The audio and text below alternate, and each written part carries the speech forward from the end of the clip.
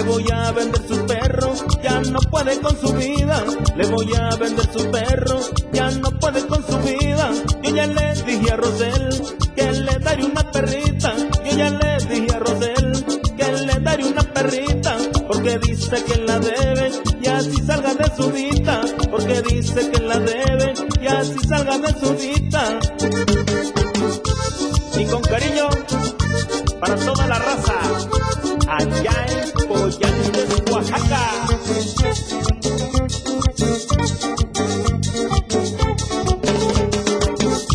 Se la voy a regalar porque él ha sido sincero.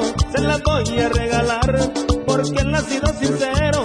Si José quiere una perra, le va a costar buen dinero. Si José quiere una perra, le va a costar buen dinero. Ahí dice José González, pobre de ese jovencito. Ahí dice José González, pobre de ese jovencito. Ya no quiere trabajar, ahora vive de perrito. Ya no quiere trabajar, ahora vive de perrito. Para Martín Toscano, allá en Coyantes, Oaxaca.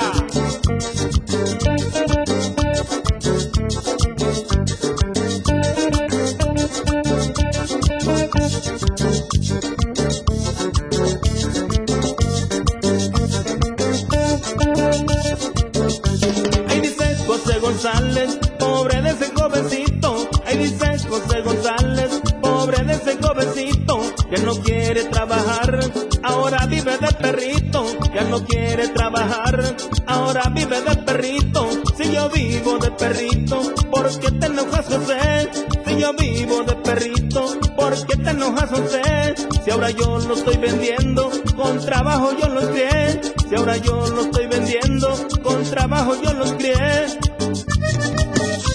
Y saludamos a Héctor Martínez Clavel.